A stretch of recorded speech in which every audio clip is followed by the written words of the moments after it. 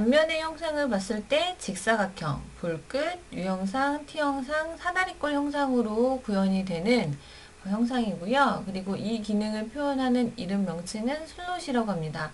이 슬롯에 대한 생성하는 방법에 대해서 알아보기 전에 이 각각에 대한 타입에 맞춰져 있는 이 내용들을 한번 확인을 해보고 진행을 해보도록 하겠습니다. 렉탱귤러 타입은 단면으로 봤을 때 이거를 이 위치에서 중간에 뚝 잘라봤을 때 단면이 직사각형으로 표현이 될 거고요. 그리고 볼 엔드 타입 같은 경우에는 이 부분을 잘랐을 때 이 끝부분이 구형상으로 반구형상으로 우리가 표현이 되기 때문에 볼 엔드로 구현을 하고 있습니다. 지금 현재 보여주고 있는 부분에 대한 내용들을 보시게 되면요. 랭스, 위스, 뎁스 이 높이 값을 뎁스라고 표현을 하고요. 랭스, 위스, 뎁스라고 표현되어 있는데 지금 나타내는 부분의 그 다이아메터 같은 경우에는 여기에 대한 다이아메터 값을 넣어 주셔야 돼요. 자, U 슬롯 같은 경우에서도 여기 보시게 되면요. 위스 값과 뎁스 값, 랭스, 그리고 코너 라디우스. U자 타입은 끝부분이 라디우스가 적용이 되어 있는 상태로 해가지고 이 형상을 표현을 하는 거기 때문에 그렇게 이해를 해주시고요. T는 뒤집어져 있습니다. 그렇기 때문에 탑 위스랑 탑 뎁스와 이 버튼에 대한 위스 뎁스에 대한 내용이 반대로 이렇게 좀 더 크게 아래쪽에 대한 버튼 쪽이 값이 탑보다는 크게 적용을 해줘야 된다라는 점을 염두를 해서 확인해 주시기 바랍니다. 자, 도브테일 같은 경우에는 현재 표현되어 있는 값에 대한 내용을 확인을 해보시게 되면 랭스와 위스, 뎁스의 앵글 값이 더해지기 때문에 이 앵글 값에 대한 범위를 잘 넣어주셔야 되는 내용이세요. 그래서 각각 위치에 대한 부분 그리고 이 내용 자체는 매뉴얼에도 있으니까요. 같이 한번 확인해 주시고요.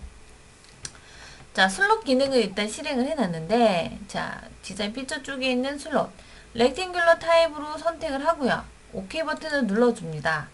자, 평면에 대한 그 면을 선택을 하고 나오거든요. 평면 면을 선택을 하고 포켓이나 우리가 패드에서 보셨던 것처럼 호리젠털 레퍼런스를 선택하라고 나옵니다. 셀렉을 하라고 나오는데 저는 면을 선택을 하겠습니다. 자, 나오죠? 랭스에 대한 값을 넣으래요. 랭스 전체에 대한 랭스 값을 80이다 라고 하고요. 위스는 30이다. 뎁스는 50이다 라고 해서 넣어주게 되면 이와 같은 장공 영상이 표현이 되고 포지션에 대한 정보를 넣어주시면 됩니다. 자, 이 내용에 대해서 여기서부터 여기까지에 대한 값을 저는 넣어보는데 얼마로 넣으냐면 80으로 넣을게요. 자, OK 버튼 눌러주시게 되면 80 위치에 이와 같은 형상이 구현되는 것을 확인하실 수가 있습니다. 자, 여기에서 제가 또 하나 설명을 먼저 좀 드려야 되는 부분이 스루 슬롯이라는 부분인데요. 이 옵션을 선택을 하고 렉탱귤러를 한번 진행해 보겠습니다. 선택을 하고요. 호리젠털 그리고 스타트에서 엔드 부분에 대한 선택을 합니다. 랭스 길이를 안 물어보네요. 여기 보시게 되면은 위스 뎁스에 대한 정보에 대해서 확인을 하고 있는데 자, 이 값대로 진행을 할 거고 내용을 보시게 되면 전체가 관통이 되어 있는 내용으로 형상이 빠지는 걸 볼 수가 있습니다. 그래서 혹시라도 이와 같은 형상을 처음부터 끝까지 반영을 해서 빼줘야 되는 경우라면 지금 설명드린 것처럼 확인해 주시면 되겠고요. 자, 볼 엔드 타입 한번 보겠습니다. 평면 찍고 그 다음에 호리젠털 방향 선택하고 죄송합니다. 여기에는 끄고 진행을 해야 되는데 스루 슬롯이 계속 선택이 되어 있었네요. 자, 선택하고 호리젠털 자, 볼 엔드 얼마 정도 넣을까요? 30 뎁스를 60 일부러 제가 30을 한번 넣어볼게요. 자, 그리고 랭스를 100 이라고 넣어서 OK 버튼 눌러주시면 자, 이와 같은 위치에 대해서 30의 이 위치에 30 높이만큼 자, 예를 들어서 여기에 피처 다이얼로그에 뎁스를 10 이렇게 해서 입력을 하면 어떻게 될까요? 자, 여기 보시게 되면은 볼 라디우스보다는 작으면 안 된다라고 나와 있거든요. 뎁스가. 그래서 여기에 대한 값이 좀 크거나 20은 될까요? 그래도 네, 20은 반영이 되고 있는데 지금 현재에 대한 부분에 대한 값보다는 좀 크게 반영을 해줘야 된다라는 점을 참고해 주시면 되겠습니다. 자, 여기에 대한 내용을 해가지고 볼 엔드에 대한 타입도 한번 해봤고, 또 자, 슬롯에 들어가서 U 슬롯 한번 해보도록 하겠습니다. 클릭하시고요. 자, 호리젠털 값 선택을 하시고 위스 값을 50, 그리고 뎁스 값을 50, 코너 라디우스 값을 5, 랭스를 150이라고 넣어주시게 되면 자, 이와 같은 형상이 돼요. 자, 위치가 좀 내가 원하는 위치만큼 들어가라 라고 선택을 해주셔야 되는 경우라면 예, 이렇게 선택을 하시거나, 자, 여기 보세요. 자, 선택을 하는데 여기에 대한 아크를 선택합니다. 여기 보시게 되면은 타겟 포인트라고 해가지고 이 거리까지 값을 얼마로 넣겠냐. 자, 마이너스 값 들어갈까요? 마이너스 50만큼 이라고 해서 넣어주시게 되면 네, 반대쪽으로 들어가겠죠? 이렇게 해서 내가 원하는 부분에 대해서 피처에 대한 포지션 위치를 나타낼 때 이러한 위치에 대한 아크 형상을 가지고 표현할 때는 아크 센터도 작업을 하지만 포인트, 탄젠트 포인트 위치도 작업을 하고요. 엔드 포인트 위치에서도 선택을 하실 수가 있기 때문에 그런 점들을 여러분들이 한번 연습을 해보시기 바랍니다. 자, T슬롯. 이번에는 T슬롯 형상으로 표현하겠다라고 했을 때는 예, 탑에 대한 값이 버튼보다는 작아야 된다라는 점 기억해 주시고요. 25, 그리고 여기도 25, 그리고 여기는 50.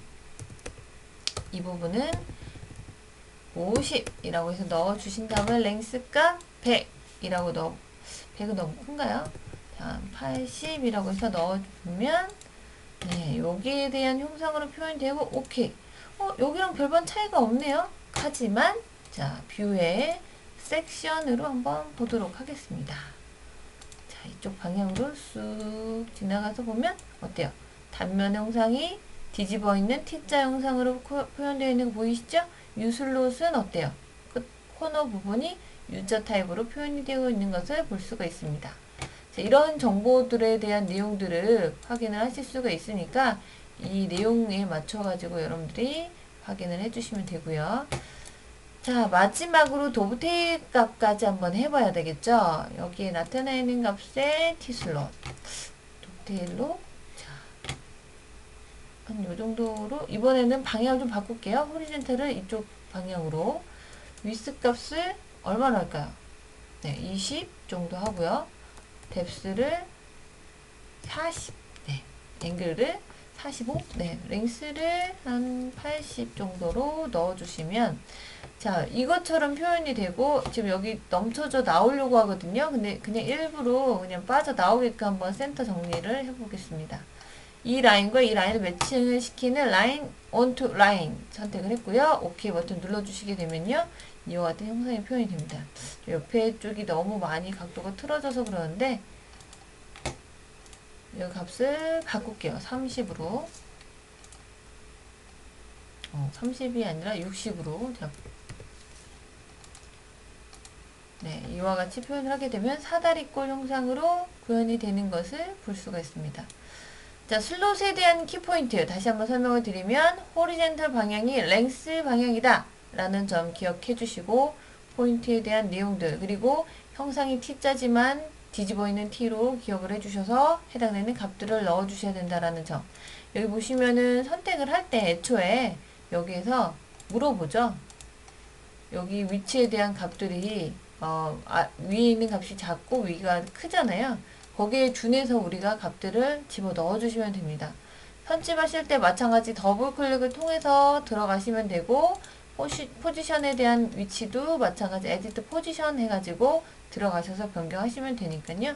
이런 점들을 참고하셔가지고 슬롯 형상을 만들어 주시면 되겠습니다. 자, 여기까지 해서 슬롯 형상 기능 설명 마치도록 하겠습니다.